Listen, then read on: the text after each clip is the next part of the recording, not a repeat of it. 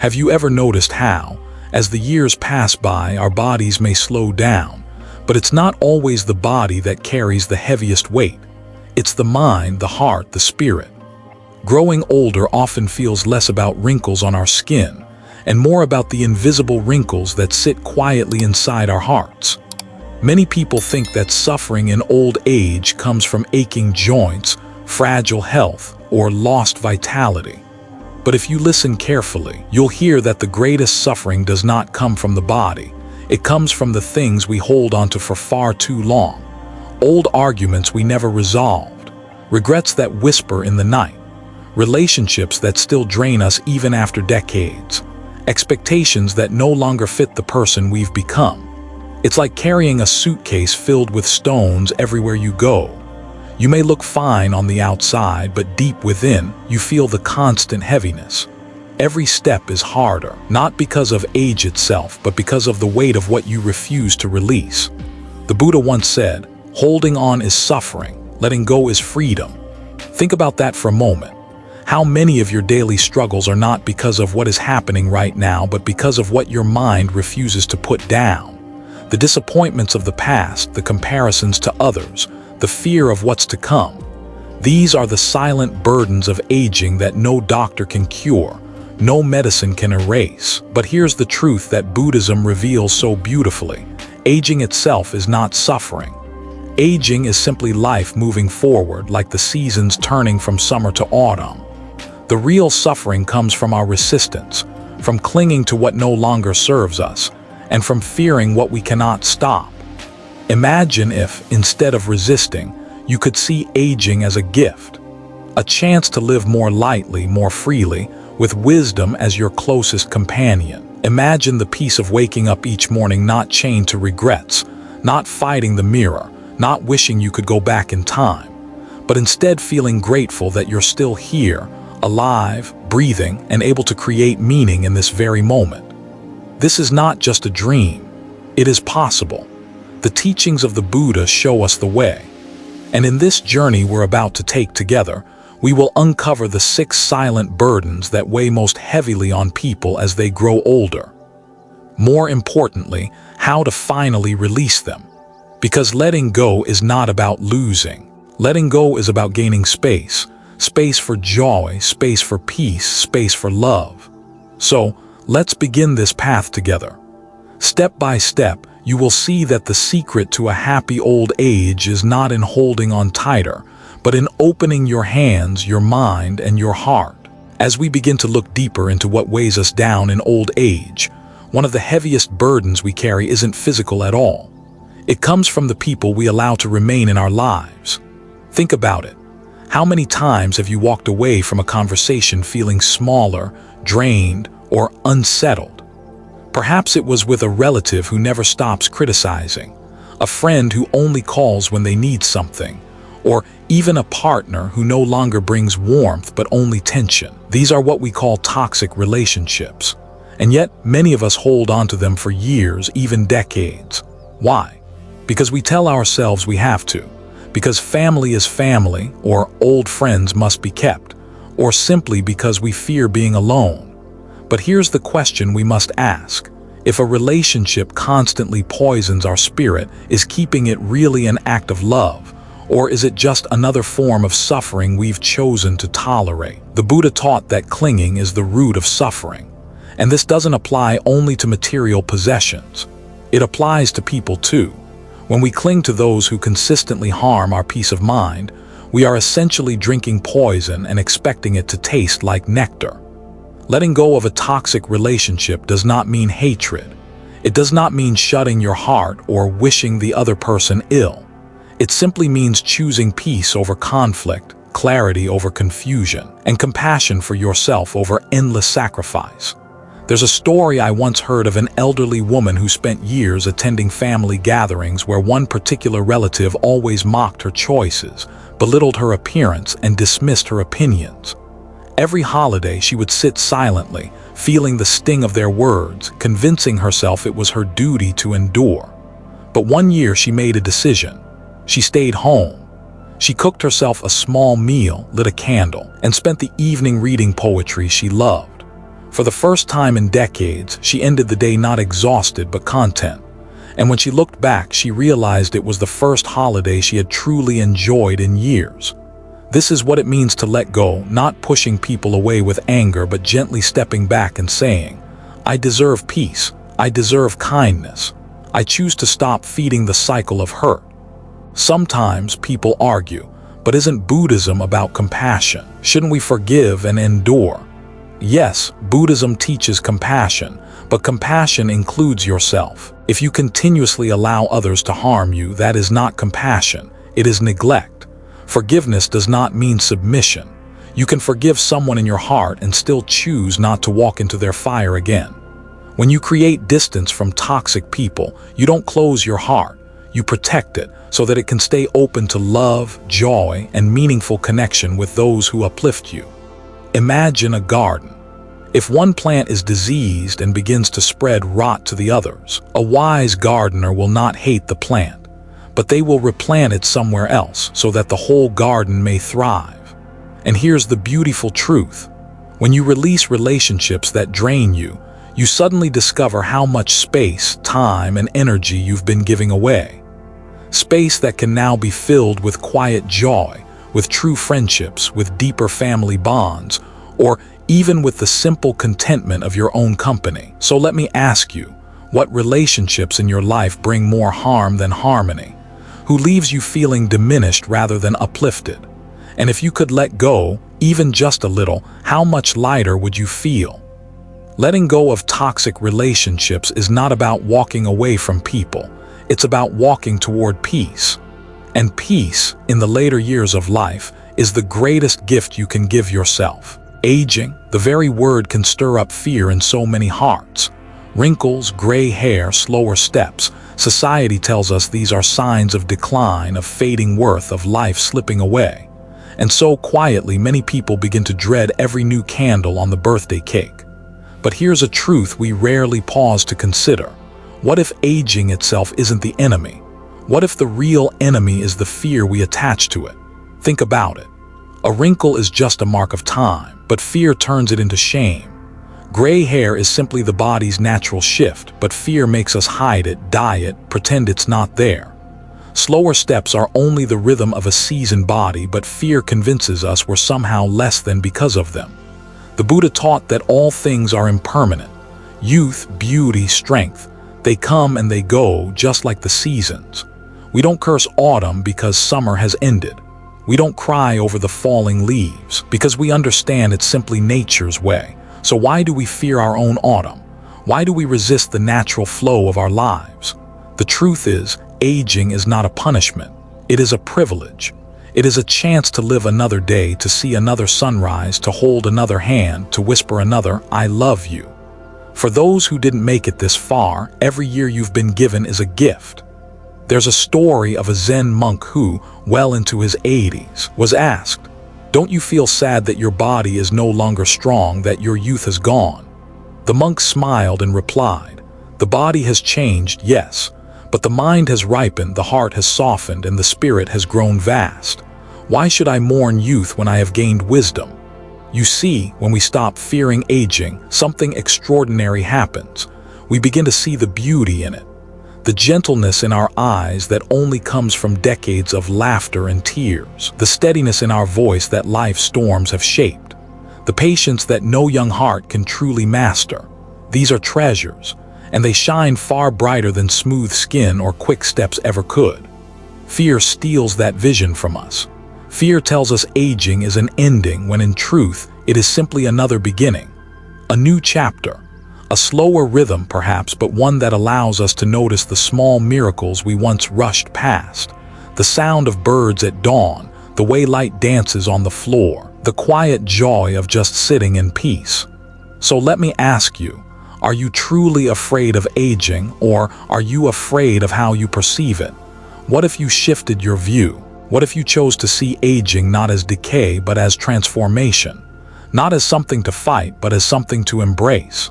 When we release the fear of aging, we free ourselves, free to live fully at every stage without clinging to what was or panicking about what's to come, free to celebrate each wrinkle as a story, each gray strand as wisdom, each birthday as proof that life still flows through us. And in that freedom, old age stops feeling like a shadow creeping behind us. It becomes the sunlight of a gentle afternoon, warm, calm, and filled with grace. There's a quiet trap that many people fall into as the years pass by. It's the habit of looking at others, especially the young, and measuring yourself against them. Or worse, looking back at your own younger self and asking, why am I not who I used to be? Comparison is one of the most subtle thieves of joy. You may find yourself watching young people move with energy, chase dreams with fire, or laugh without the weight of years. And suddenly, you feel a sting inside. A voice whispers, "You're not like that anymore, you've lost something." But here's the truth, you haven't lost, you've transformed. What youth offers in energy, old age offers in wisdom. What youth has in speed, old age balances with depth. The two are not enemies, they are different seasons of the same life. Think of a tree. In spring, its branches bloom with fresh blossoms, bright, tender, new. By autumn, those blossoms are gone, but in their place are fruits, rich, nourishing, complete. Would you ever say the tree in autumn is less than the tree in spring? Of course not. Each season has its beauty, its gift. The same is true of your life. The Buddha once taught, "Do not envy others, nor compare your life to theirs." A flower does not think of competing with the flower next to it. It just blooms. There's a story of a woman in her late 70s who joined a local fitness class filled mostly with people in their 30s. At first, she constantly compared herself. Her steps were slower, her balance less steady, her breath heavier. She left class feeling embarrassed, telling herself she didn't belong. But one day she changed her approach. She stopped looking at the others and simply focused on how her own body felt, how alive she was, how grateful she felt to still move, stretch, and sweat. And suddenly, the same class became a source of joy instead of shame. She hadn't become younger, she had simply stopped comparing. And what about comparing yourself to your younger self? This is perhaps the cruelest comparison of all. You may look at old photographs, remember your energy, your looks, your accomplishments, and feel a pang of sadness. I was better then. But let me ask you, better in what way? Stronger? Yes, perhaps, but wiser, kinder, more patient, more compassionate? Not necessarily. You see, your younger self did not know what you know now. They had not endured what you have endured, nor discovered the insights that only time can bring. Why look back with regret when you can look at yourself today and see the masterpiece that years of living have shaped? The scars, the lessons, the maturity, they are not flaws. They are your unique form of beauty. Comparison is like trying to measure the ocean with a teacup. It can never capture the whole truth. Life is not a competition, and aging is not a race against youth. It is simply a journey where every stage holds its own treasures. So, stop asking, "Am I as good as I used to be?" Instead, ask, "What is the gift of this moment, of this season, of who I am right now?" Because when you stop comparing, you finally start living. You begin to taste the sweetness of being fully present, without envy, without regret, without judgment. And in that freedom, you'll realize something powerful. You were never meant to be like anyone else, not even your younger self. You were only meant to be the truest version of who you are, here and now. We often grow up believing that happiness comes from outside ourselves, from the people we love, the recognition we receive, or the company we keep. And so, even in old age, many of us continue to wait. We wait for a call from our children, for a visit from our friends, for someone to say the right words that will finally make us feel whole. But waiting for happiness is like waiting for rain in a desert. You may spend years hoping, while your soul quietly withers. The Buddha once said, "No one saves us but ourselves. No one can and no one may. We ourselves must walk the path." These words are a gentle reminder that happiness is not something to be handed to us. It is something we must cultivate from within. Think about a garden. If you plant no seeds, you cannot expect flowers to bloom. If you neglect to water the soil, no amount of waiting will bring life. In the same way, if we do not nurture joy within ourselves, no amount of attention from others will keep us happy for long. There's a story of a man who, after losing his wife, felt that life had lost all meaning. For months, he sat in silence, waiting for anyone to bring him comfort. But comfort never truly came. One day he decided to take a walk through the park. At first, the world seemed gray, empty. But slowly, he began to notice small things. The laughter of children, the way sunlight fell across the path, the rustling of leaves in the breeze. These tiny moments stirred something in him. He began to walk every day, then paint what he saw, then volunteer at a local shelter.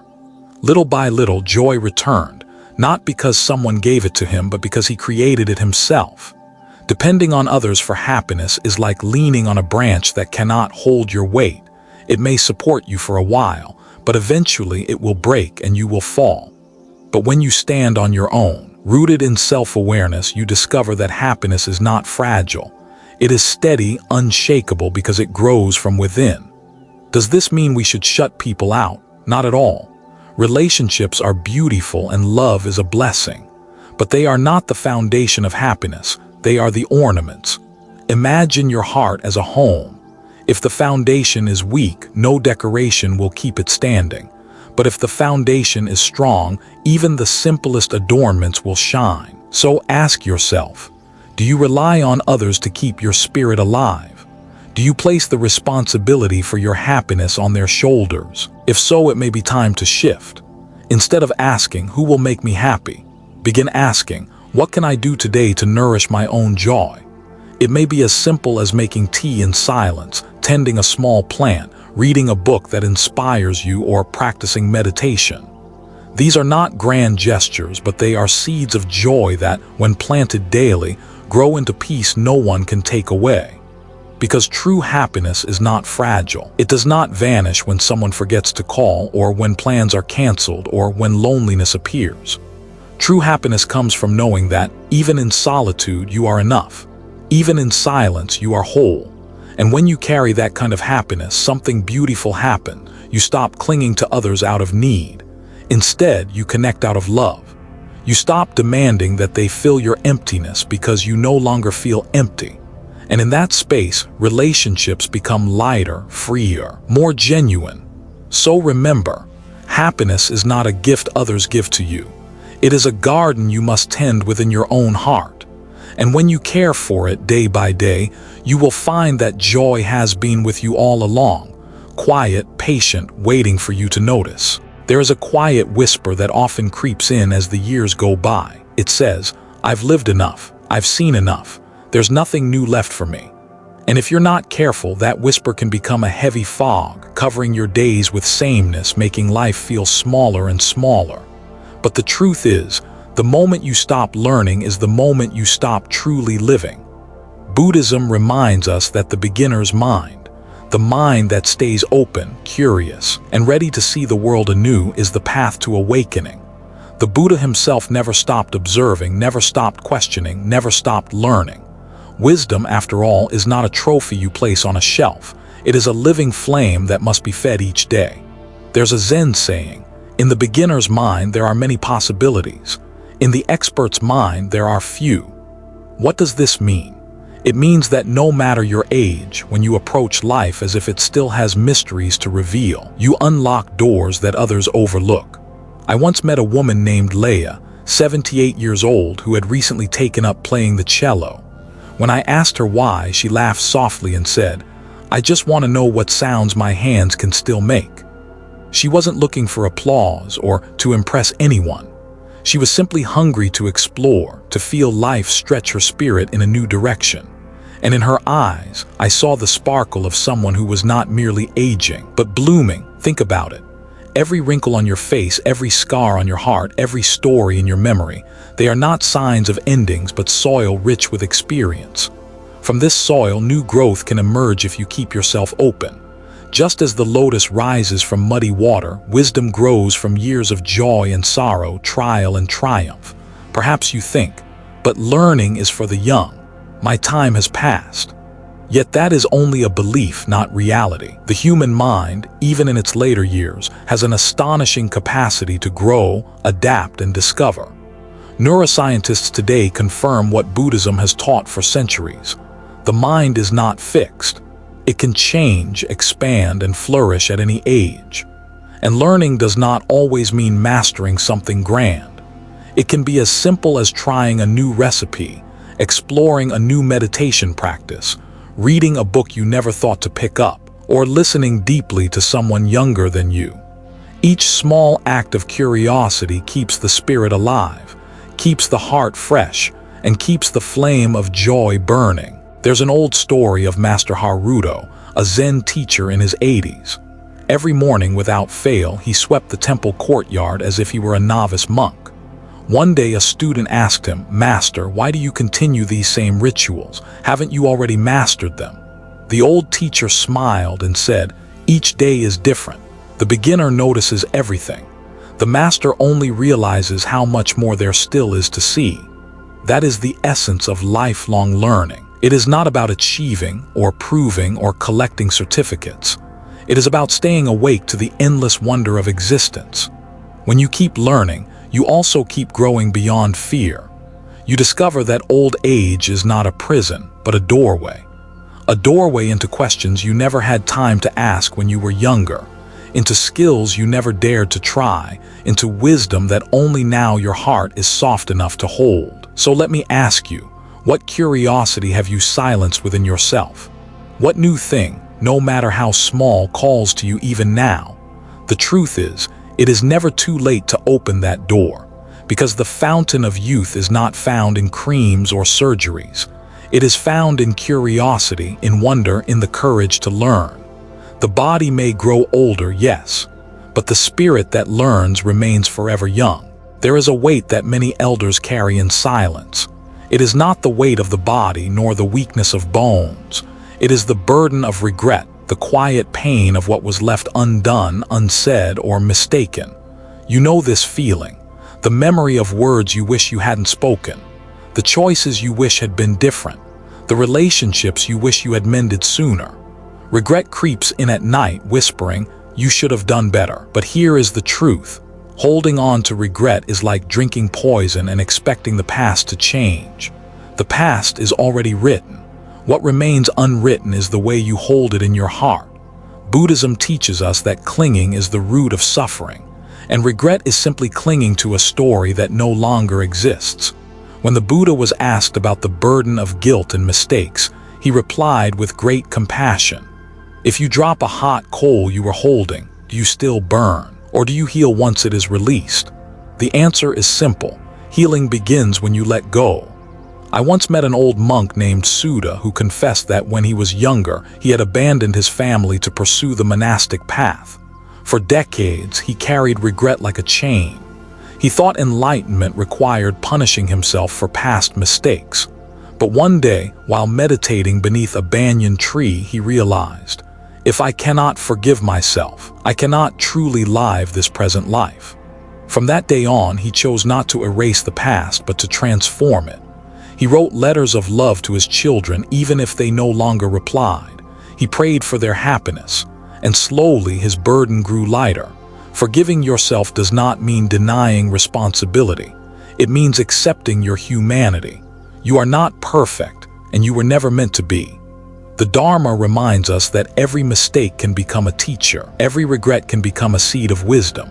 What once felt like a chain can become a set of wings if you choose to release it. Think of your life like a garden. Some seeds you planted bloomed into flowers.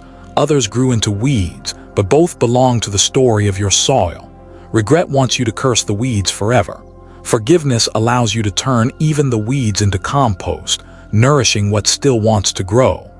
Ask yourself, what regrets am I still watering every day? What guilt do I feed with my attention?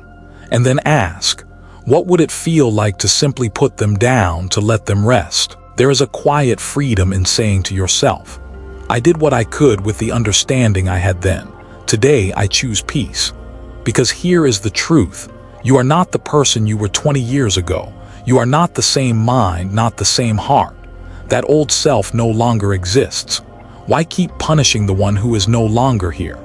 The Buddha once said, "You yourself, as much as anybody in the entire universe, deserve your love and affection." To forgive yourself is not arrogance. It is compassion. It is the doorway to peace. So tonight, when regret comes knocking, don't invite it in for tea. Smile gently at it and let it pass. Whisper to yourself, I release you, I forgive me, I choose to live free. And then notice how much lighter your heart becomes. Stories often reveal what words alone cannot. So let me share with you the journey of an old man named Ming. Ming lived in a small village near the mountains of China. For most of his life, he worked as a carpenter. His hands were rough, his back was bent, but his craftsmanship was admired by everyone. He built homes, bridges, and even small temples. Yet, when Ming grew older, what he carried most heavily was not the tools of his trade, it was the weight of his own heart. He had regrets.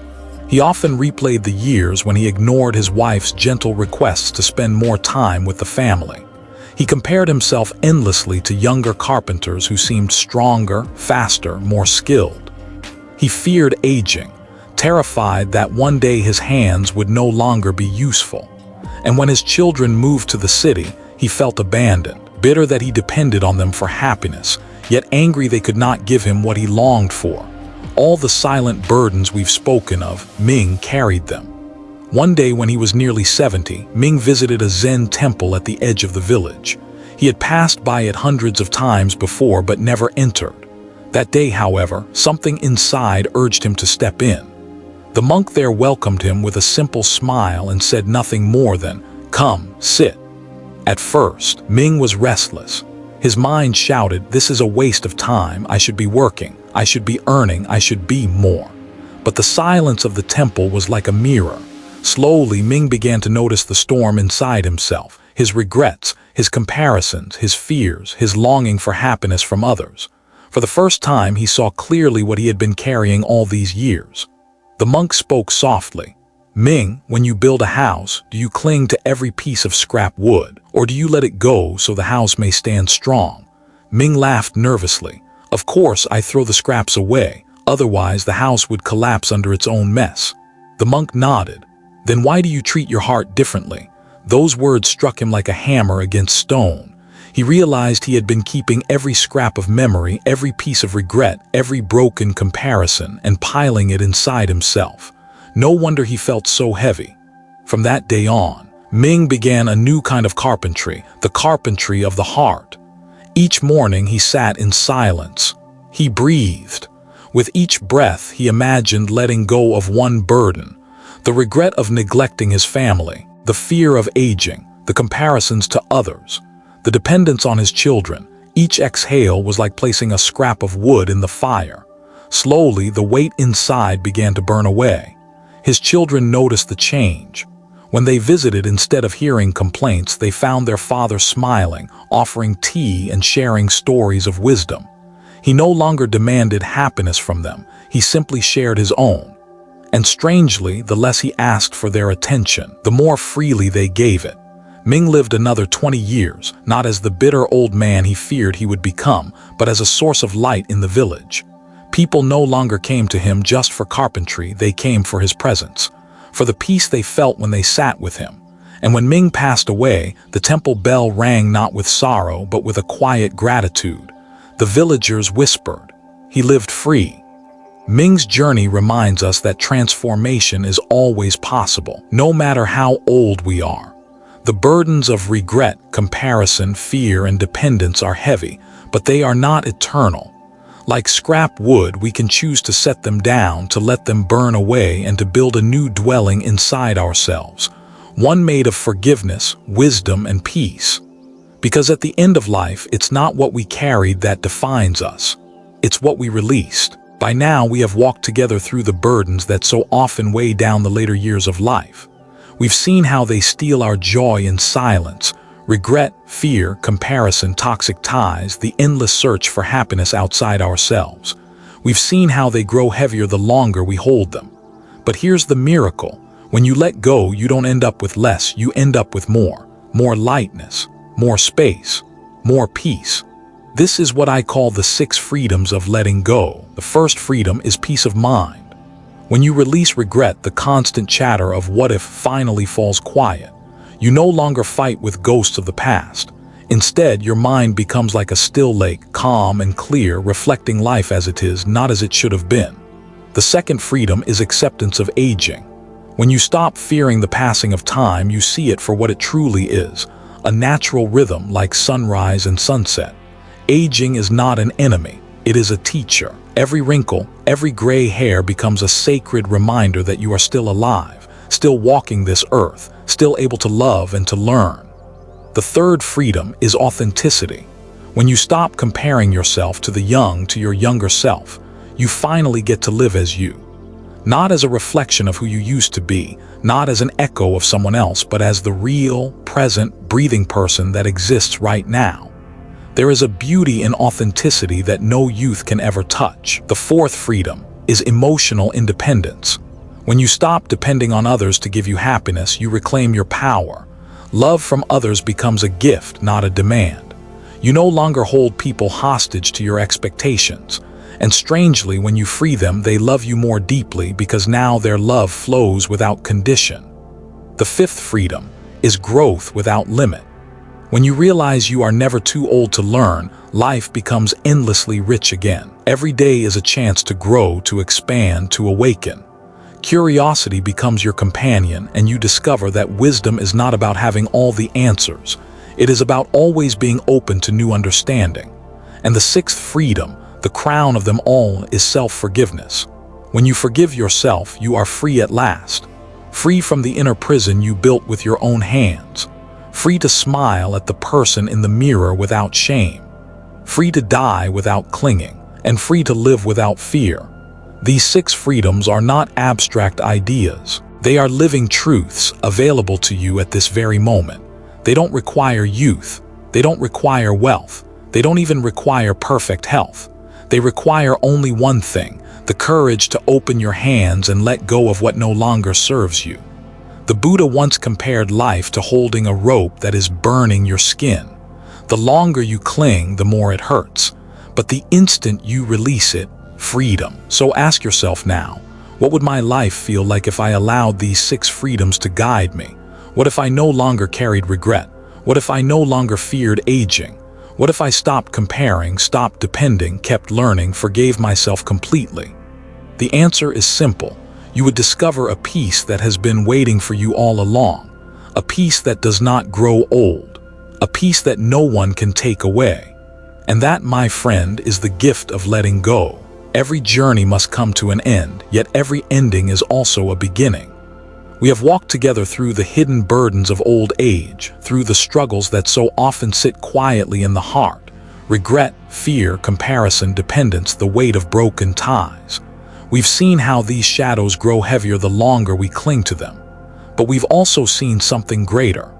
We've seen that within each of us, no matter our age, lies the power to let go. And with every release, something new is born. When you let go of regret, peace takes root. When you let go of fear, courage appears. When you let go of comparison, authenticity blossoms. When you stop depending on others, freedom becomes your companion. When you choose to keep learning, life stays forever alive. And when you forgive yourself, your soul rests in harmony at last. This is not the end of your story. This is the beginning of a new chapter, a chapter not defined by how many years remain, but by how deeply you choose to live them. A chapter where joy doesn't have to be borrowed from the past or demanded from others. It can be created right here in this very moment. The Buddha once said, "Each morning we are born again. What we do today is what matters most." So even in old age, every sunrise is a chance to begin anew. Every breath is an invitation to peace. Every step, no matter how slow, can still carry you toward freedom. Perhaps you will spend this new chapter in silence, cherishing the sound of birdsong more than the noise of regrets. Perhaps you will spend it in connection, sharing stories, wisdom, and love without conditions.